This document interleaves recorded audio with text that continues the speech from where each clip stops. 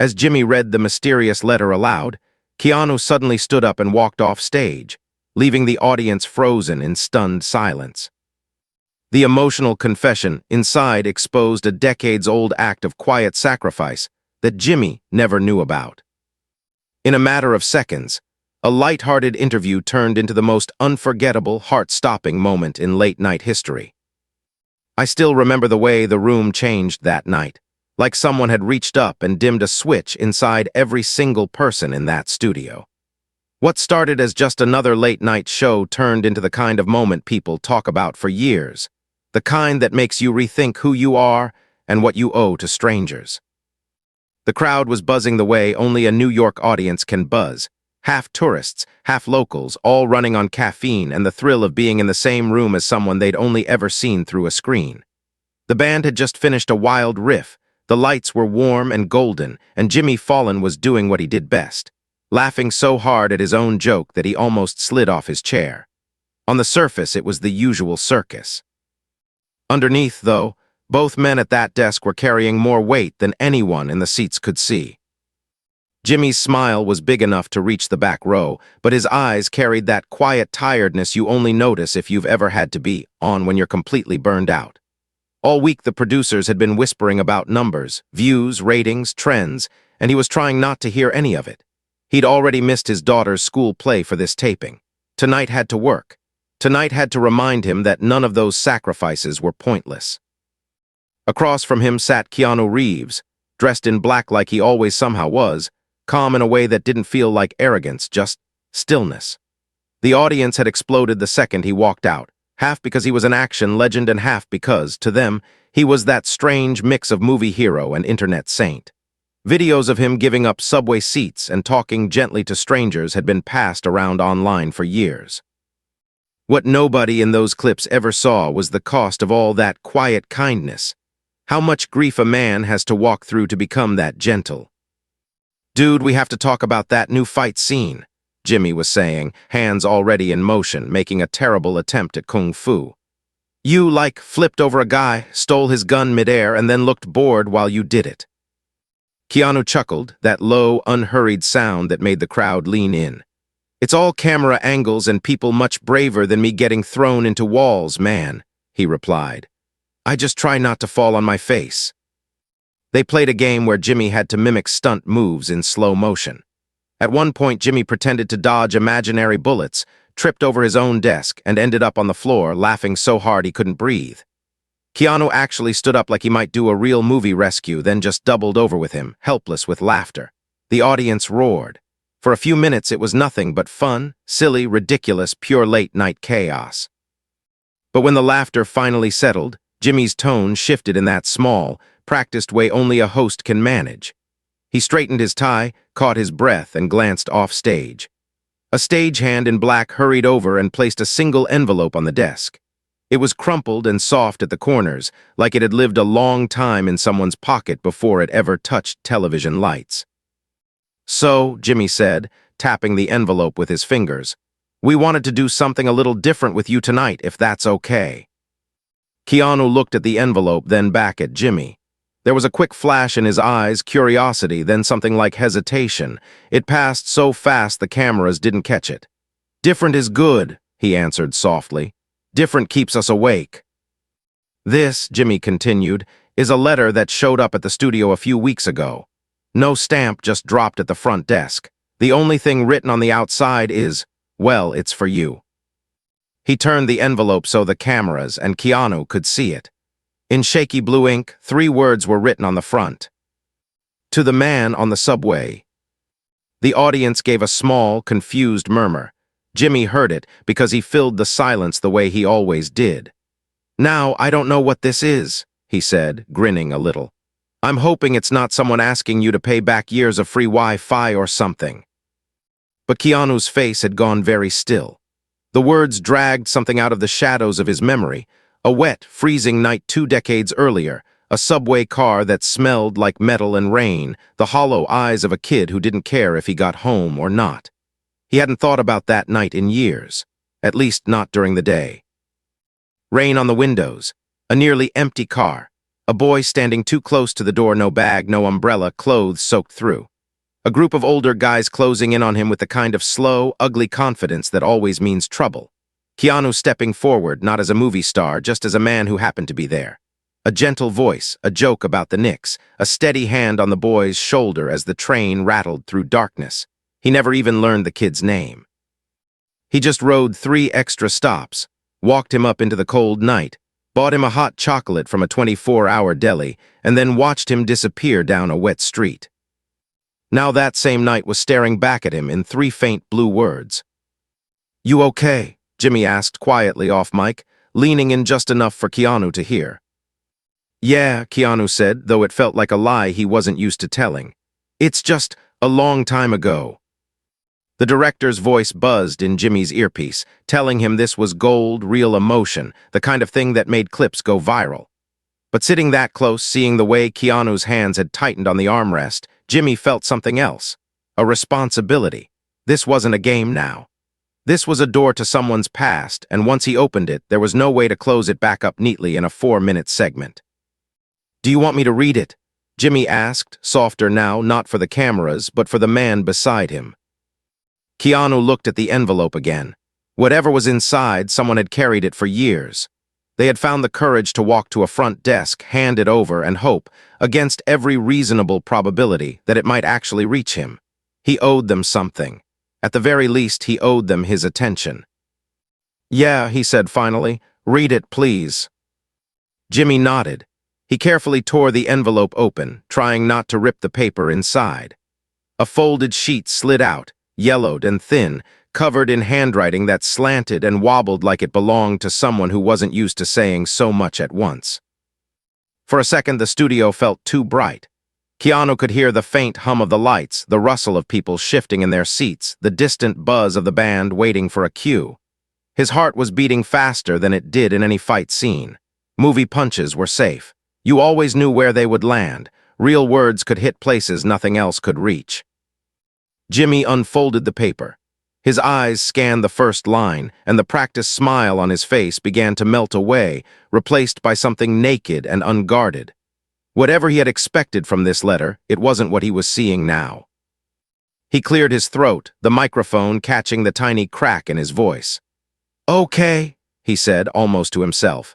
Then louder for the room, for the cameras, for the millions who would later watch this on their phones when they couldn't sleep, he began to read. "Dear Keanu," Jimmy said slowly, "you don't remember me. 20 years ago on a subway in New York, I was the kid who wanted to die that night." The audience's laughter died so fast it was like someone had pulled the plug on the entire room. Even the band fell silent. Keanu's body went rigid in his chair. And as Jimmy stared down at the rest of the letter, his fingers trembling against the thin paper, he realized this wasn't just a thank you note.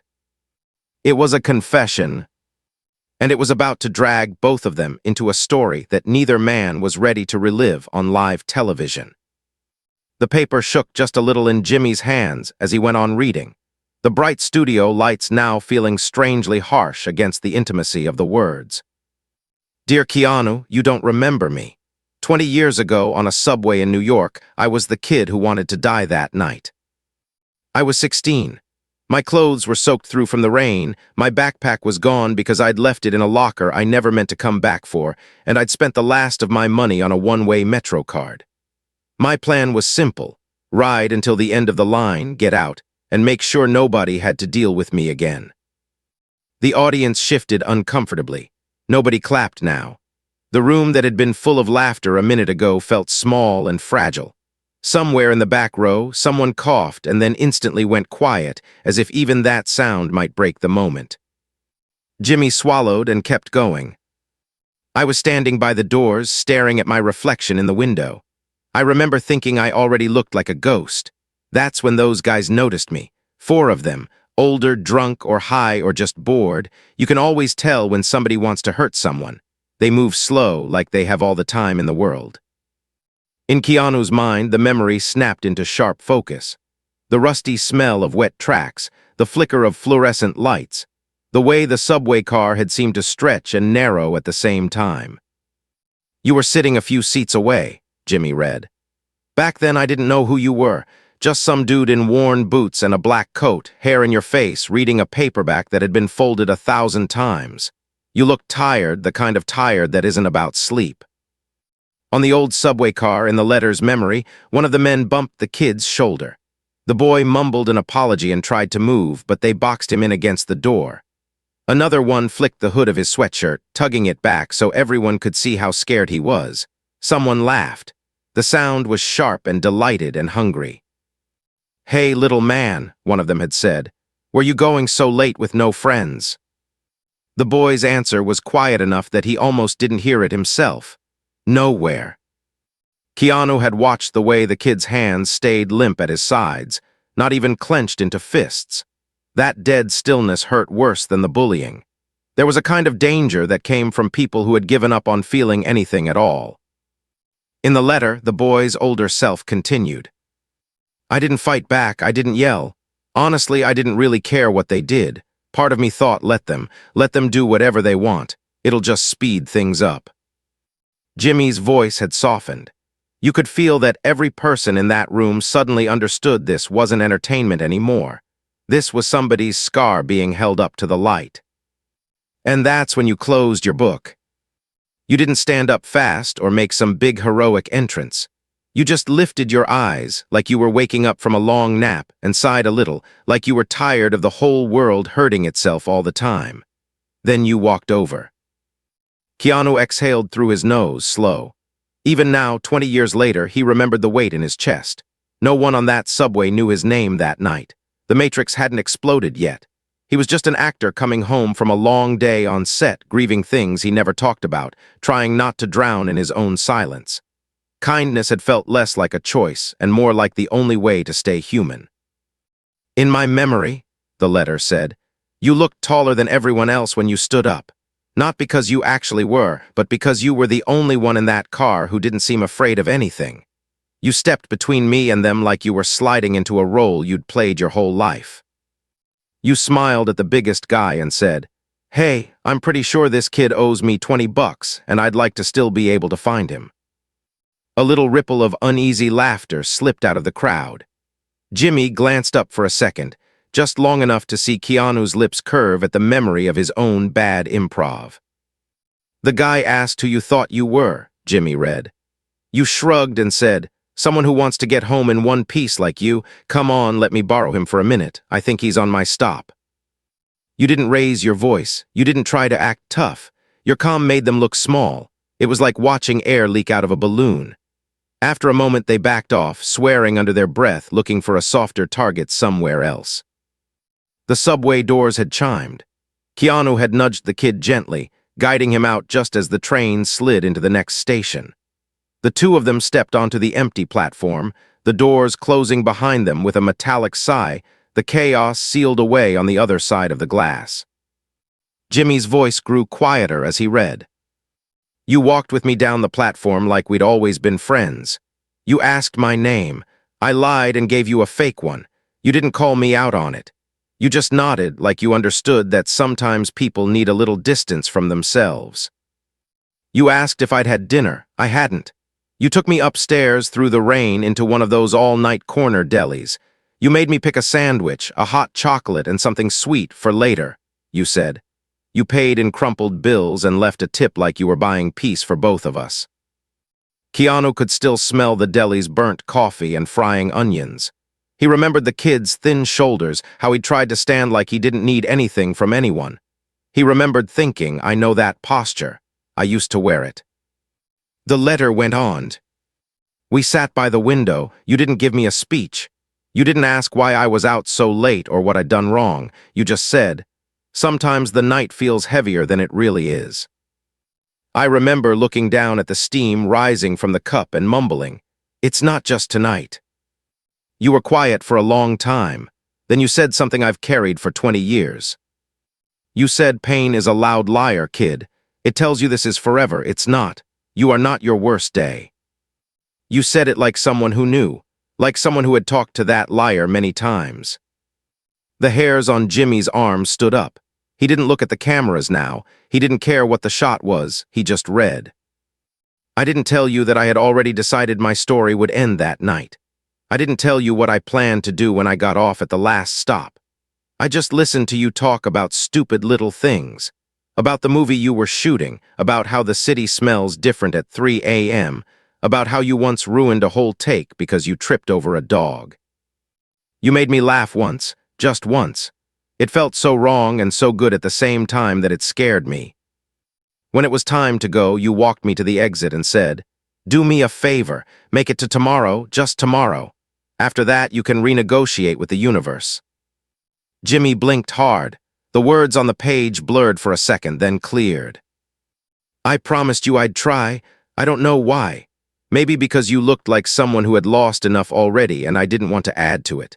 Maybe because for the first time in a long time I felt seen. That night I didn't do what I planned. And because of that, I'm alive to write this letter to you." The audience stayed utterly silent. The cameras captured Jimmy's face, the shock and tenderness mingling there, and then cut back to Keanu, whose jaw was tight, eyes glassy, hands clasped so hard his knuckles were white. Jimmy drew a shaky breath and glanced at the final lines on the first page. "There's more?" he asked, almost whispering. The director's voice crackled in his earpiece, urging him to keep going, but for a heartbeat, Jimmy wasn't thinking about segments or ad breaks or trending clips. All he could feel was the weight of the trust inside that thin sheet of paper. He turned to the second page, and as he did, he saw something written halfway down that made his own stomach flip. Because now the letter wasn't just about the past, it was about tonight. And the next line would drag everyone in that room, Jimmy, Keanu, and every person watching, into the present in a way none of them were ready for. The moment stretched in front of them, fragile and electric. The band sat frozen with their instruments. The audience, hundreds of strangers who had come for jokes and celebrity stories, were leaning forward so far it looked like they might fall out of their seats. Jimmy forced himself to breathe and began again. "I wish I could tell you that after that night everything got better," he read. "It didn't. Life doesn't flip that fast. I still went back to the same broken home. I still woke up some mornings wanting everything to just stop. I still made bad choices. I still hurt people who cared about me. But there was this one thing that wouldn't leave me alone. Your voice saying, 'Make it to tomorrow.'" Keanu's throat tightened. He remembered saying it almost absent-mindedly, like a scrap of advice he'd clung to himself. He hadn't expected it to stick anywhere else. "I started making very small deals with myself," the letter continued. "Just get through this week. Just get through this semester." It wasn't pretty. It wasn't inspirational. But every time I got close to the edge, I remembered that some stranger on a subway platform thought I was worth one more day. I thought if a stranger can believe that, maybe I can borrow that belief until I find my own. Jimmy's voice had settled into a soft, steady rhythm, the kind people use when they're afraid of breaking something precious. A social worker finally got involved after one really bad night. I won't get into the details. I know there are kids watching this and maybe kids who feel like I did. What matters is somebody called for help. I ended up in a shelter, then a group home. It wasn't magic, but it was safer. I met people who actually listened. One of them asked me, "When was the last time you felt like someone actually saw you?" I told them about you. Keanu looked down, staring at his own hands as if they belonged to someone else. He had spent so much of his life feeling invisible in the moments that mattered, grief carried in private, pain hidden behind jokes and stunts. The idea that he had once been the only person who saw a boy at the edge of his own life hit him with an almost physical force. "I didn't know your name for a long time," the letter said. "You didn't introduce yourself. You didn't say, 'Hey, I'm a movie star, remember me.' You were just the guy in the black coat who bought me a sandwich and asked me to stay alive. I thought about you like that for years, the man on the subway. Then one day I saw a poster. It was you, younger but unmistakable.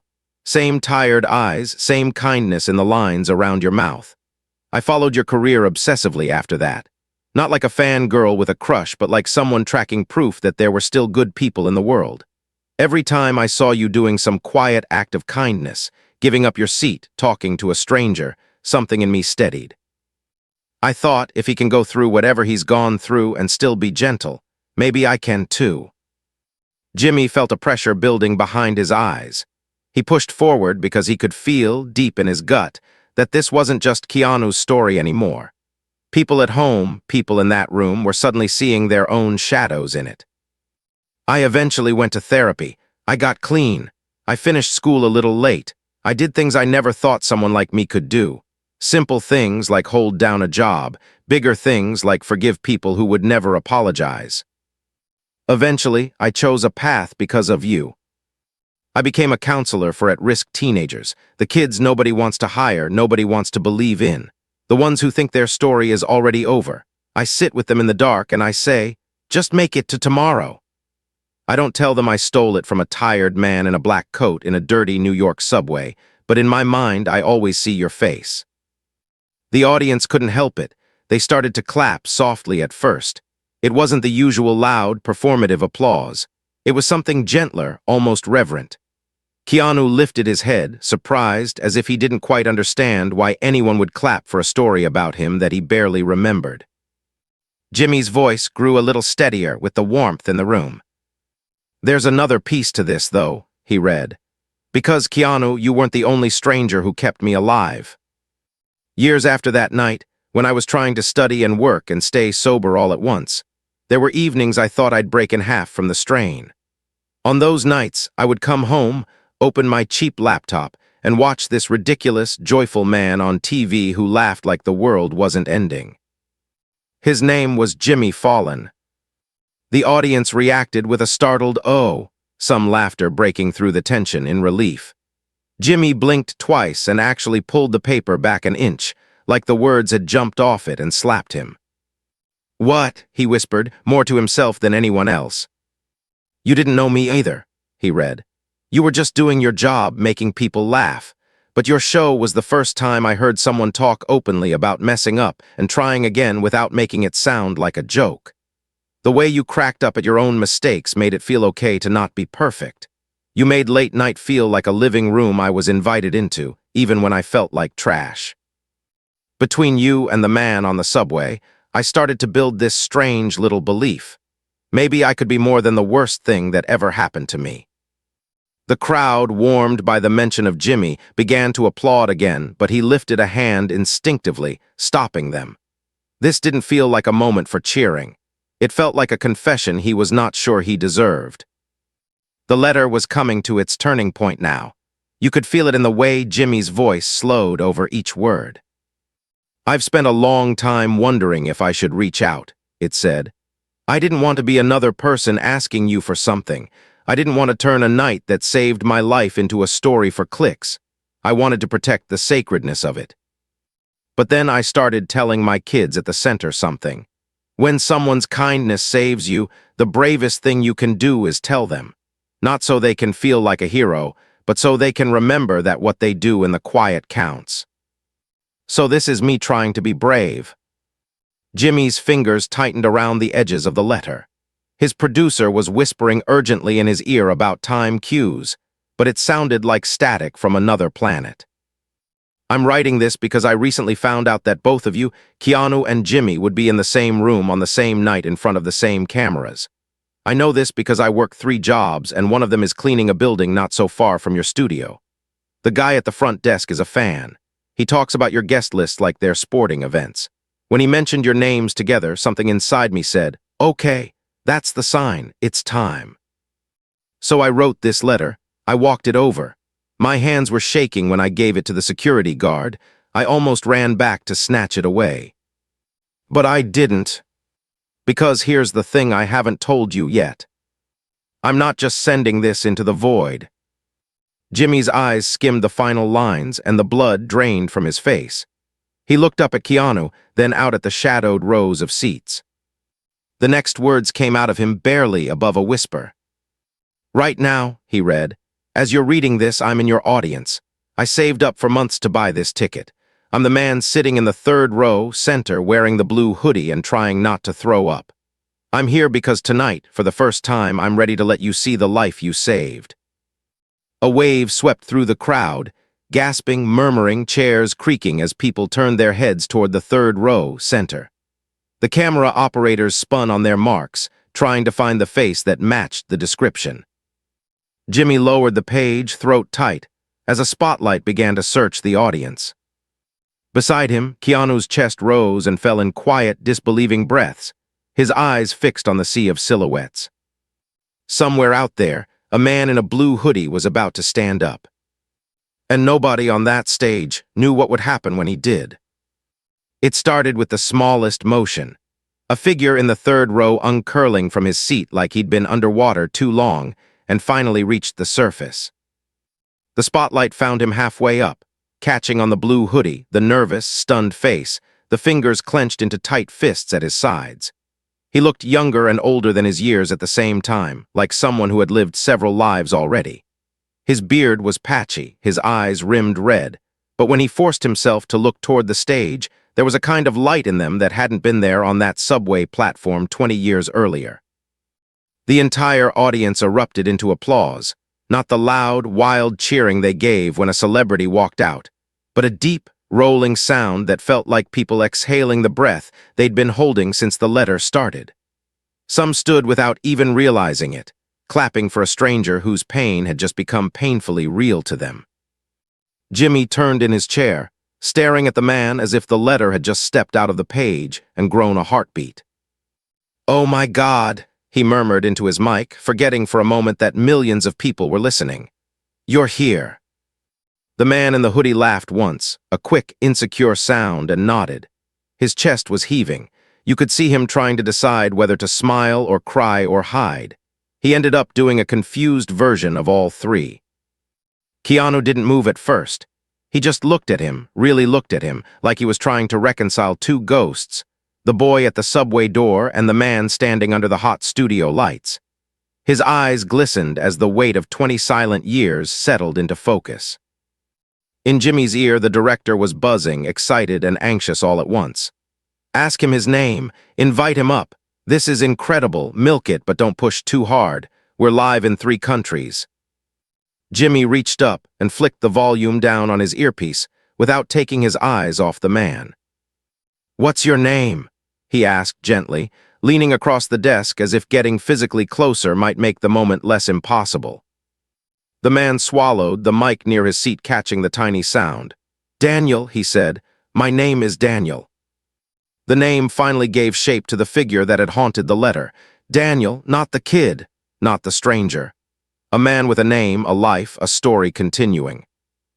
"Daniel," Jimmy repeated, the syllables careful and respectful. "Thank you for being here, man."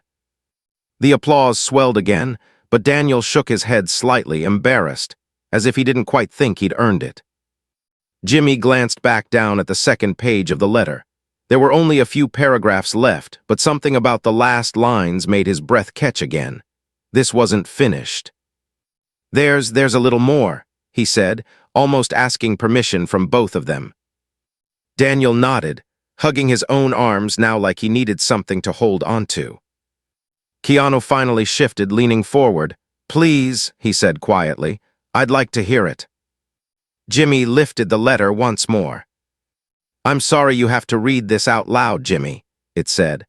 "I know you're used to jokes, not people unloading their souls on your desk, but I need both of you to hear this while you're looking at each other, not just remembering some old story. Keanu, you once lost people you loved. The internet loves to quote your sadness, to turn your grief into something poetic. But behind every meme is a real man who had to keep breathing when it hurt to even sit upright. I know that pain is something you don't perform with, you just carry it. I want you to know what you carried me to." Keanu's jaw trembled. No one in the studio breathed. "I got married," Jimmy read, "to a woman who grew up the way I did, thinking she wasn't worth anything. We built a messy, noisy little life together out of second-hand furniture and burned dinners and too loud laughing. We had a daughter. She's 7. She likes superheroes and hot chocolate and movies where the good guys fall down a lot and get back up even more. When she was 5, she asked me why I work at a youth center instead of somewhere fancy with elevators. I told her, because when I was a kid, a stranger asked me to stay. She said, that sounds like something a hero would do. So I'm passing that title along to you, even if you don't believe you deserve it. I am alive, I am a husband, I am a father, I am a counselor. That is what your 15 minutes on a rainy night turned into. The applause started again, louder this time, unstoppable. People were wiping their eyes, hugging themselves, glancing at strangers with a kind of shy tenderness, like they were all suddenly aware of how close everyone might be to some unseen edge. Jimmy's voice, thick with emotion, reached the final paragraphs. "There's one last thing," he read. "I didn't write this letter to put you on the spot or to make a viral moment out of my worst years. If this never airs, I'm okay with that. I didn't even tell the producers who I was or what this was about. I just asked for a seat. I wrote it because my kids at the center ask me all the time if heroes are real, not the ones with capes, the ones who show up when it's dark. I want to be able to look them in the eye and say, yes, I've met one, and he's real enough to sit with his grief and still choose kindness." Jimmy stopped. There was one final sentence at the very bottom, written smaller than the rest, almost as if Daniel hadn't been sure he could bring himself to put it on the page. He hesitated, then decided that if Daniel had found the courage to write it, the least he could do was find the courage to read it. "And if this isn't too much to ask," he read softly, "I'd like to shake your hand tonight not as a fan but as proof, for both of us, that a single act of goodness can echo for decades. If you're not comfortable with that on camera, I understand. Honestly, I'd prefer it off stage. I've had enough of my pain being public, but I'll be here, third row center. I'll wait as long as it takes." Jimmy lowered the paper. His throat worked around words that wouldn't form. For the first time in his career, he had absolutely no idea what to say on his own show. Keanu reached out slowly and took the letter from his hands. His fingers brushed Jimmy's for just a second, two men caught in a moment neither of them had planned for. He held the pages as if they were something holy, gaze locked on the ink that carried 20 years of someone else's survival. The studio waited for him to speak. That was how it always worked. The star reacts, the band plays, the host steers things back into safer waters. Producers hovered behind cameras, praying he'd say something usable before they had to cut to commercial. Instead, Keanu did something no one had written into the run sheet. He stood up. The movement was slow but sure, his chair scraping softly against the floor. His mic cable tugged at his jacket. Someone off stage reached instinctively as if to stop him, then thought better of it. Keanu didn't look at the cameras. He didn't look at the cue cards or the blinking red lights. He just looked at Daniel in the third row, the man in the blue hoodie whose life had intersected with his for a few fragile minutes 2 decades earlier. Without a word, he stepped away from the desk. Jimmy watched, mouth slightly open, as Keanu walked past the edge of the carpeted stage, toward the narrow steps that led down into the audience. The crowd parted in stunned silence, every eye tracking him as he descended, not as an action star, not as a legend, but as a man moving toward the consequence of his own kindness. He reached the bottom step and kept going, leaving the frame of the main camera entirely. In the control room, alarms of panic and thrill went off all at once. On stage, Jimmy sat frozen behind his desk, letterless, utterly speechless, watching his guest walk off the show and straight into the crowd. And for a heartbeat that seemed to last forever, nobody knew what he was going to do when he reached Daniel's row, or how the moment would change all of them next.